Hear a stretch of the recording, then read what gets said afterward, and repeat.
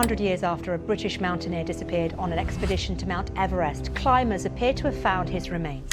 It's wild enough that people manage to film anything on Mount Everest, but the stories behind those recordings are even harder to believe. Recording? Yep.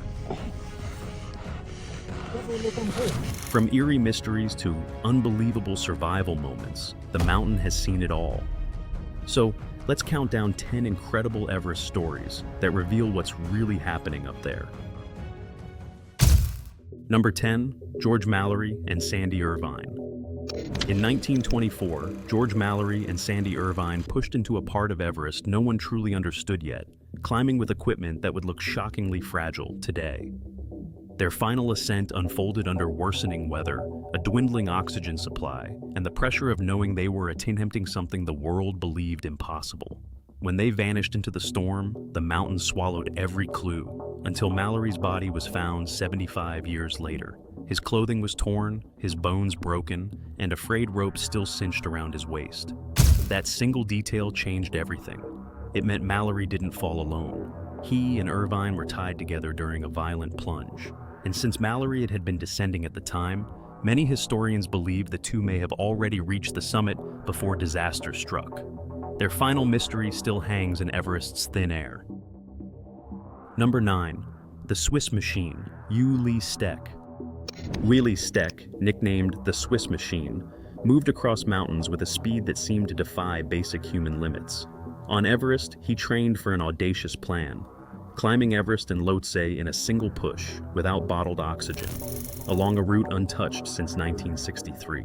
Climbers who watched him practice said he flowed over ice and rock so smoothly it looked like the mountain tilted to help him.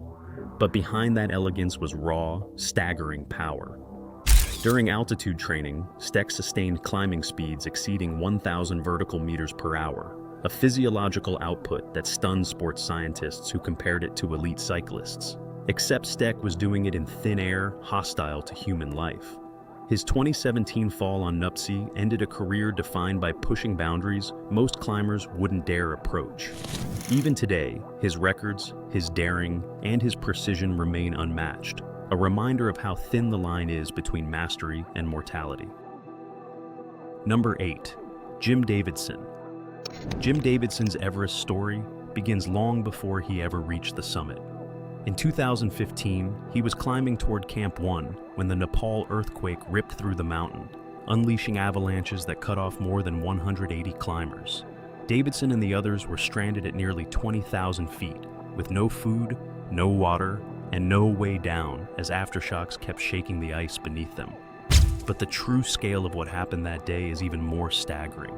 The quake was so powerful it shifted the entire Kathmandu Valley over 3 feet southward in a matter of seconds. The ground wasn't just trembling, it was moving. Davidson survived 40 hours trapped in that chaos, carrying memories of fear, loss, and resilience that would shape his return to Everest 2 years later. In 2017, at age 54, he climbed back up the same mountain that nearly ended his life, and this time, he stood on its summit, proving that trauma doesn't always close a story. Sometimes, it rewrites it. Number 7. Weird sounds. For decades, climbers whispered about Everest's nighttime voices, deep rumbling sounds that rolled across the slopes long after sunset. Some thought it was shifting ice. Others blamed avalanches too distant to see. A few Sherpas even believed the mountain's spirit was speaking through the darkness. But modern instruments finally revealed something far stranger. During recent studies, autonomous seismic sensors recorded rapid-fire ice quakes, triggered by extreme nighttime temperature drops, sometimes as many as 30 events per minute. The mountain wasn't groaning, it was cracking apart in microscopic explosions as glaciers shrank, fractured, and collapsed under sudden cold.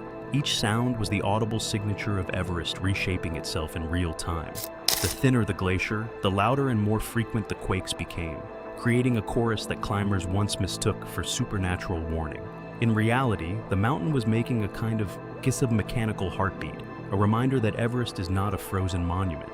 It's a living, shifting world of ice. Number 6. Death Zone. Above 8,000 meters, Everest enters a realm where the human body begins to fail the moment it arrives. Oxygen levels drop to a third of what we breathe at sea level, turning every step into a negotiation with survival. Climbers grow disoriented, muscles weaken, and judgment unravels in ways that can be fatal within minutes. Fluid can fill the lungs, swelling the brain, or shutting down organs one by one. But the most unsettling truth came from medical studies years later. Even a single exposure to the death zone can leave lasting damage. MRI scans of high-altitude climbers revealed actual shrinkage of brain tissue, particularly in regions tied to decision-making and memory. Some of that damage never fully reverses. It means climbers descend physically altered, changed by an invisible cost extracted at the roof of the world. And scattered across this zone lies Rainbow Valley, where fallen climbers remain preserved in their final positions, silent markers of what the mountain demands in return. Number 5. Anatoly Bukreyev. Anatoly Bukrayev's name echoes through Everest's history because he climbed with a clarity and instinct few could match. During the 1996 disaster, while storms erased visibility and experienced climbers collapsed in the snow, Bukreyev descended early, sensing danger others overlooked. That decision saved his strength, and ultimately, several lives. Through hurricane-force winds and blinding ice, he made repeated solo rescues, dragging stranded climbers back to camp long after most would have turned back. But Bukrayev's abilities weren't just heroic, they were extraordinary on a physiological level. Shortly before the tragedy, he completed a lightning-fast ascent of Manaslu, climbing to the summit and returning in just 21 hours without supplemental oxygen. The feat was so extreme that some experts question whether a human body should be capable of such output at that altitude. Yet Bukrayev did it quietly, without spectacle. His choices sparked debate, but his courage remains uncontested.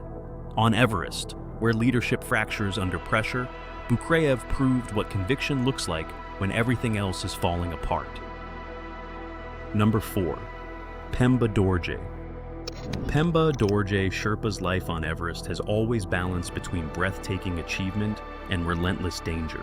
In 2004, he stunned the climbing world by racing from base camp to the summit in just 8 hours and 10 minutes, an ascent so fast it seemed to bend the rules of altitude itself.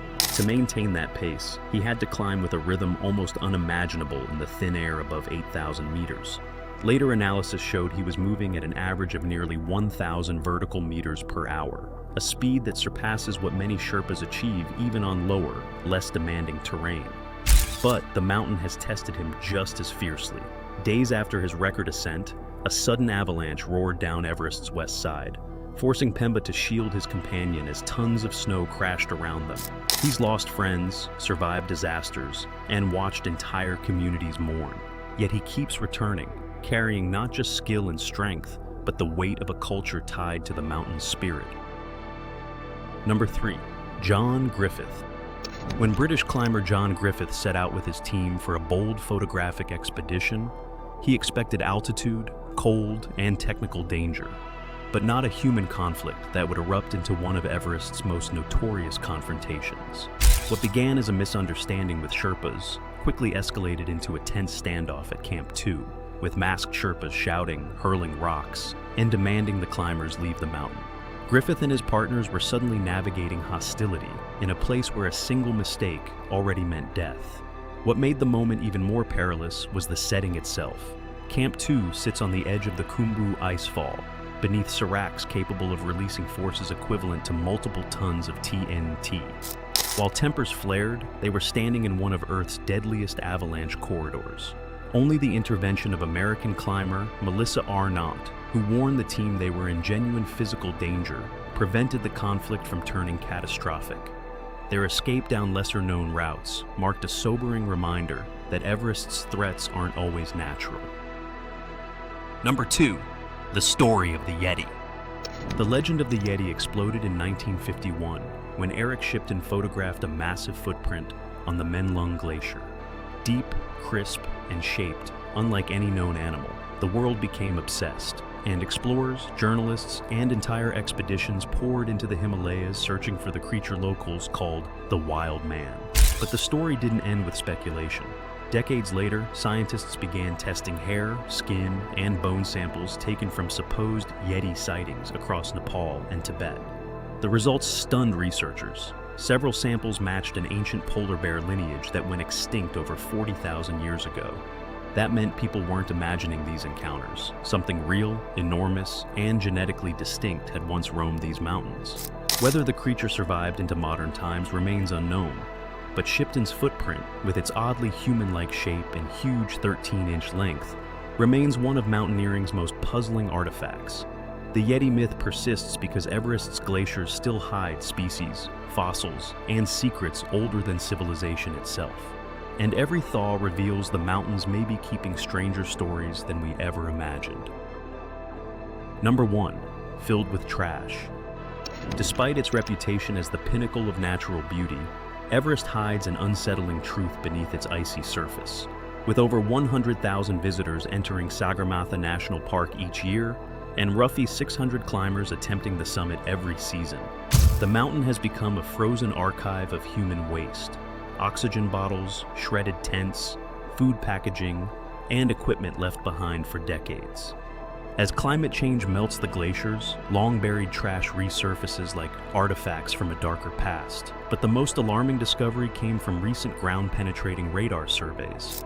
Beneath the snow of the South Col lies over 10 metric tons of frozen microplastics, creating one of the densest concentrations of plastic pollution anywhere on Earth. The contaminants seep into meltwater streams that feed local villages, threatening both human health and the fragile mountain ecosystem. Cleanup campaigns and deposit systems help, but the task is enormous. For Sherpas, Everest is Chomolungma, the goddess mother of the world, and watching her slopes fill with refuse is a wound as deep as the crevasses themselves. The mountain isn't just changing, it's calling for responsibility. Everest's most unbelievable moments aren't just stories. They're warnings, reminders, and glimpses into a world still changing above the clouds. If these revelations pulled you deeper into the mountain's mysteries, share your thoughts, hit like, and subscribe for more journeys into Earth's most extraordinary and unpredictable places.